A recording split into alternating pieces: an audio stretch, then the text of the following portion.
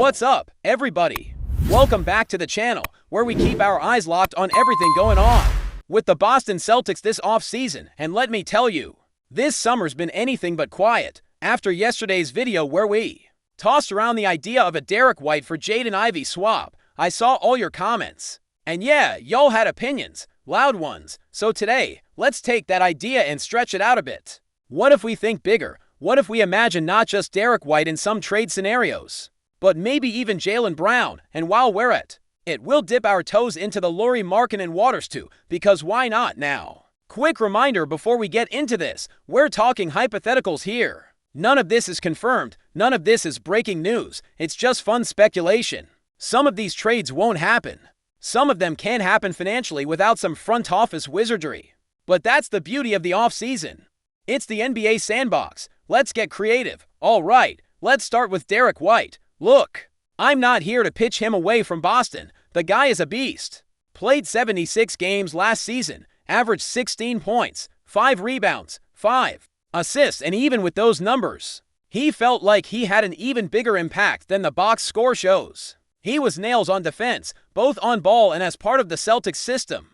Shot almost 40% from 3, 83% from the line. Just a smart, reliable, efficient player, the kind of guy every contender wishes they had. And the best part, he's locked in.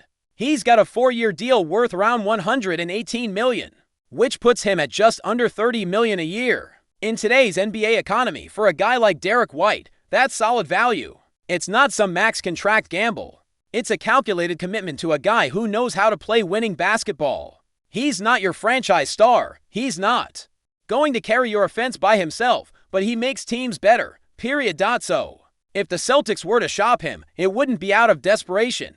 It'd be part of a bigger plan, maybe a reset, maybe a shift in timeline, maybe asset accumulation. And that brings us to the Golden State Warriors now. Golden State, they're in no man's land right now. Old core, young pieces, salary, cap handcuffs, and zero clear direction. They've got Steph, of course, still doing Steph things.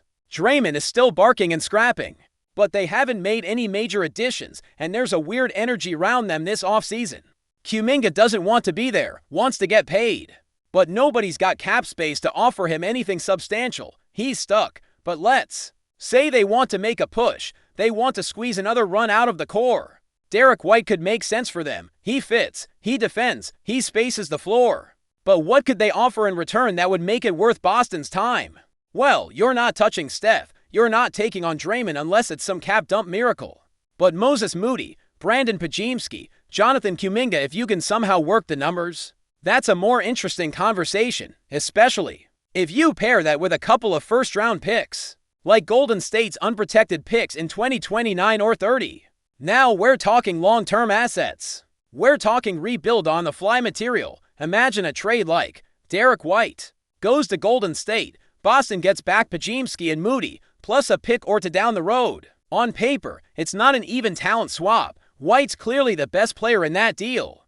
But if Boston's thinking future, if they're thinking cap flexibility and asset collection, maybe that's something they explore. Not saying it's the best move, but it's on the table. Now, if you're Jason Tatum, and you're sitting at home recovering from injury, watching this trade happen, you're probably like, what are we doing? Because, let's be honest, that deal doesn't help the Celtics win this season. Moody and Podziemski have potential, but neither of them are ready to replace White's production right away, and those future picks, they don't help you win in 20-20-5. So yeah, if you're Tatum, that move makes you nervous, but maybe that's the point. Maybe Boston is looking to 3 years ahead. Maybe they're planning for Tatum's prime years instead of trying to chase another title. With a banged-up core. Now, let's swing over to a completely different kind of team, the Houston Rockets. These guys are loaded with assets, loaded with players, loaded with future picks. They're OKC light at this point, and they just landed KD. Yeah, that KD, Kevin Durant. That's a seismic shift. They've got Fred VanVleet, Jabari Smith Jr., Amen Thompson, Reed Shepard, Steven Adams, Capella, Dorian Finney-Smith. It's a deep, weird, versatile roster. But if there's one thing they're missing, it's a true two-way guard who brings structure. That's Derek White. He'd slide right into Amadoka's system, play defense, hit open shots. Lead by example. So what could they offer? Maybe a package of Reed Sheppard and Dorian Finney-Smith. Maybe Jabari Smith Jr. is in play if they really value White. That would definitely raise some eyebrows in Boston. Sheppard is still a complete mystery. We haven't seen enough of him to know what he'll become, but Jabari, he can shoot. He can defend. He has room to grow. He's not a star, but he's a guy you can build with. And if Houston sweetens the deal with one of their many first-round picks, maybe that Phoenix pick in 20-20-7, it starts to make a little more sense. Again, it's not something Boston needs to do, but it's something they could do if they decide it's time to pivot. The Rockets have the ammo, the flexibility, and the urgency. KD's not going to be elite forever. If they think the window is cracked open, they might just go for it. And listen, we're just getting warmed up, because if you really want to shake things up in Boston, you look at Jaylen Brown, and I know, trading Jaylen is a touchy subject. He just made All-NBA. He's in his prime. He's locked in for 5 more years, but that contract is massive. And if Boston thinks they've already hit their ceiling with this core, maybe, just maybe, they explore their options. One of the teams that keeps popping up is Atlanta. They've got ties to Jaylen. They've got the assets. They've got the picks. And they've got a front office that's not afraid to swing for the fences. Remember, they just picked up an unprotected first-round pick from New Orleans in a sneaky little draft day move. That pick could be gold if the Pelicans flame out. So imagine a trade that sends Jaylen Brown to Atlanta. And in return, Boston gets a young piece like Zachary Rissaker, who they just picked in the draft. Maybe Onyeka Okongwu or Dyson Daniels, plus that Pelicans pick. Now that's the kind of deal that makes you pause. You're not getting equal value in the present, but you're getting upside. You're getting flexibility, and you're opening a new path forward. Of course, that kind of move only makes sense if Boston is ready to punt on this season, because trading Jaylen Brown, even for a decent haul, makes you worse now. No question about it. But if they're looking 2 or 3 years ahead, maybe that's the move. Maybe they don't want to be stuck paying $50 million a year to a guy who still can't dribble with his left hand. Let's not stop there though. What about Houston again? What if they swing even bigger? Jabari Smith Jr. and Reed Sheppard for Derek White is one thing. But if Jaylen Brown is on the table, Houston could come with something heavier, a real package. Like Jabari, Sheppard, and a first, maybe even Capella or Steven Adams just to match the salary. That's a spicy one. Boston gets to young talents, plus another future asset, and clears space to rebuild around Tatum. Still, we're not done cooking. We've got one more wild one for you. What about GNS? I know, it sounds insane. But hear me out. GNS is making the same money as Jaylen. $5 to $4 million. The contracts line up almost perfectly. And if Milwaukee decides it's time to move on, if GNS doesn't sign another extension, Boston could be ready to pounce. You'd obviously have to add more to the deal. GNS isn't getting moved straight up for anyone, but as a framework, Jaylen for GNS? It's not the craziest thing in the world. I still think GNS has his eyes set on a bigger market. Probably New York, maybe the Clippers, but if the Celtics can somehow pull that off, game changer. Anyway, let's pull it back to earth. We've talked about Golden State, Houston, Atlanta.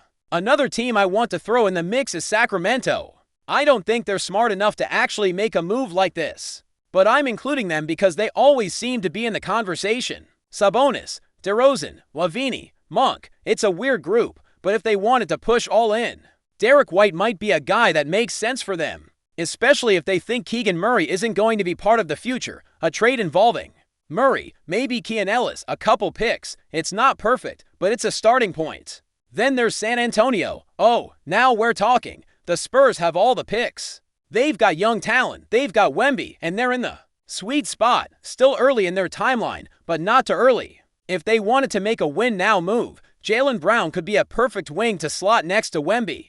They'd have to give up something like Castle or Harper, maybe Sohan, and definitely some of those future firsts, but again, they can afford it. And you just know Brad Stevens is paying attention. He's watching. He's thinking. He might not want to break up this core, but if the right deal comes along, you can bet he's taking that call. Now, if there's one name that's been floating around a lot lately, it's Lauri Markkanen. And listen, I like Lauri's game. He's smooth. He stretches the floor. He can rebound.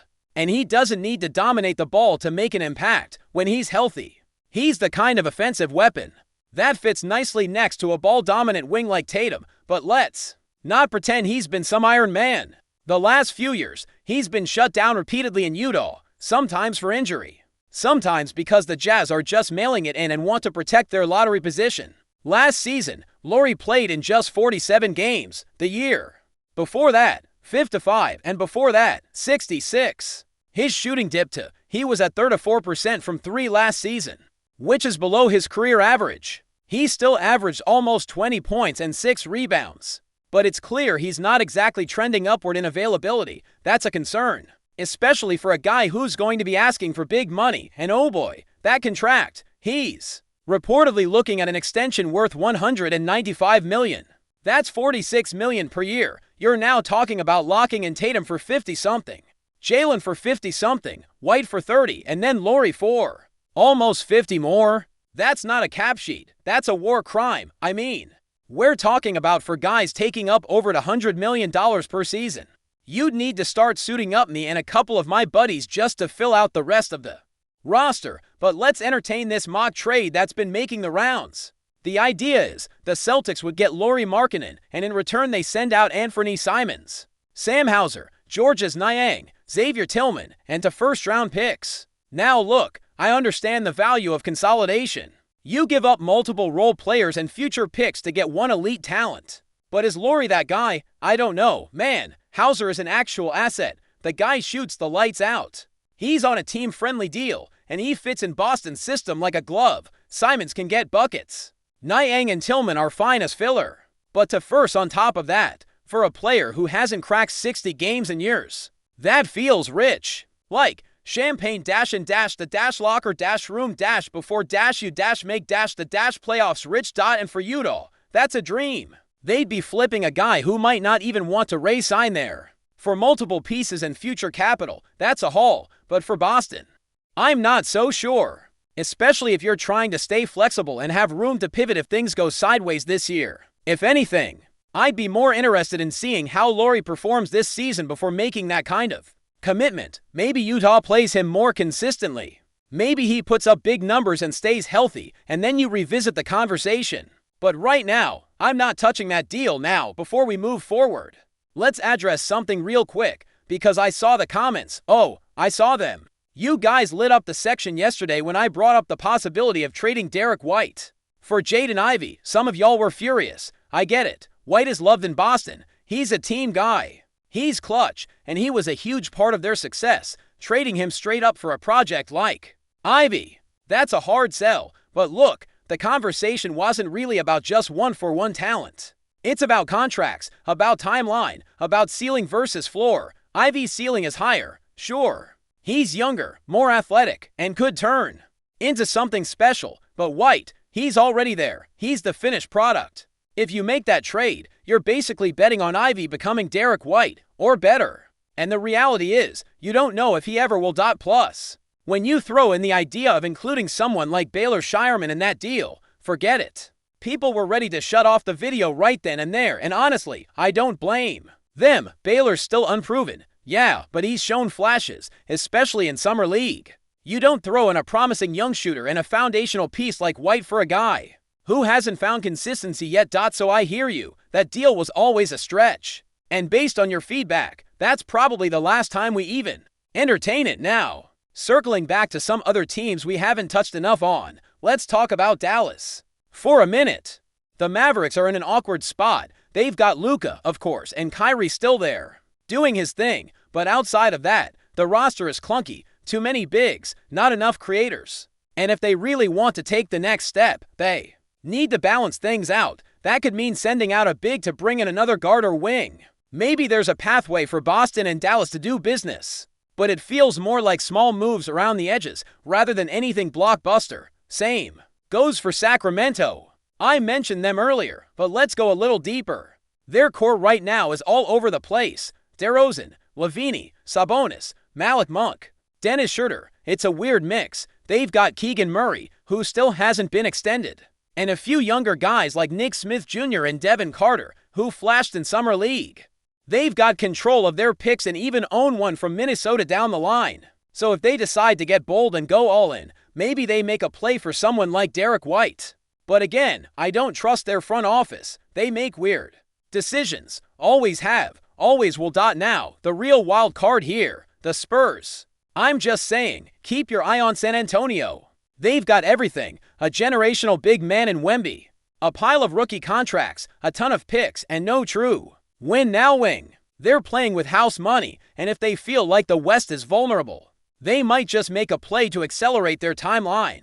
Just imagine a deal where Boston sends out Jaylen Brown and gets back a package like De'Aaron Fox, who's only got 1 year left on his deal, plus a couple of those recent top picks like Dylan Harper or Stephen Castle, and then, of course, throw in some of those delicious first-round picks the Spurs are hoarding. It's a swing, but it's a real one. Think about it. Wemby, Jaylen Brown, and a team full of hungry young guys. That's a squad, and for Boston, you get off the Jalen Max, bring in Fox as a bridge piece, and stack future assets for a longer rebuild. It's not a move you make lightly, but it's one you at least have to think about. At the end of the day, the big question is, do the Celtics believe in their core? Brad Stevens has said all the right things, that they want to run it back, that they believe in this group, but actions speak louder than words. And if the right offer comes along, if someone gets hurt early in the season, if the chemistry doesn't click, or if another team gets desperate and overpays, all bets are off. And let me say this too,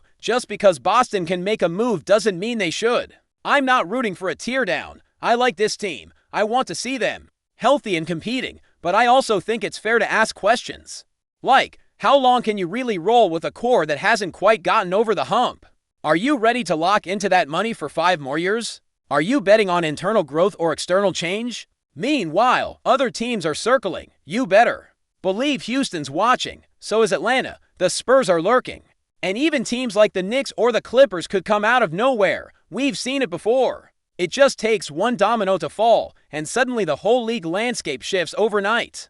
The truth is, the Celtics are in a fragile spot. They're contenders, but they're not untouchable. They've got valuable pieces, but also massive contracts. They've got future picks, but no real flexibility if they max out every guy on the roster. It's a tightrope, and Brad Stevens is walking it with no net. So as we head deeper into the offseason, buckle up, whether it's a Derek White blockbuster, a Jaylen Brown megadeal, or just a bunch of smoke with no fire. This team is going to stay in the headlines, and we'll be right here to break it all down, every step of the way.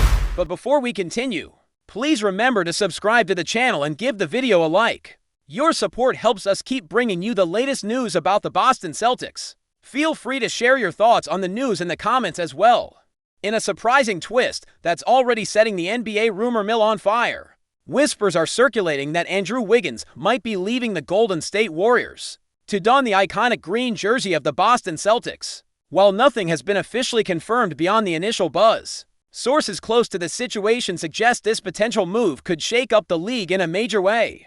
Wiggins, who has been a key piece for the Warriors during their recent championship runs, is rumored to be on the brink of a trade that would send him eastward. The Celtics, known for their aggressive pursuit of talent to bolster their roster, seem poised to make a bold splash by acquiring Wiggins. This move could signify Boston's intent to challenge the league's powerhouses more aggressively and add a versatile wing player capable of both scoring and defending at a high level. The Warriors, on their part, have been reportedly weighing various options to reshape their squad around Steph Curry and other core players. Letting Wiggins go would be a significant decision, given his contributions on both ends of the court. However, it also opens up questions about what Golden State might seek in return. Possibly draft picks, younger talent, or complementary pieces to fit their evolving strategy. For Boston, adding Wiggins could address some of their perennial concerns on the wing, giving Jason Tatum and Jaylen Brown more support and flexibility. Wiggins' ability to create his own shot and defend multiple positions would fit well into the Celtics system, potentially making them a more well-rounded contender. While the details remain hazy and official announcements are awaited, the mere possibility of this deal has already ignited discussions among fans and analysts alike. Is this a strategic masterstroke for the Celtics or a gamble that could backfire? Will the Warriors lose a key contributor, or will this trade set them up for long-term success? Only time will tell, but for now, the NBA world is buzzing with the potential arrival of Andrew Wiggins and Boston Green. That's it for this update. If you enjoyed the video and want to keep receiving exclusive news about the Boston Celtics, please subscribe to our channel and give the video a like. We always appreciate your comments and opinions. See you in the next video.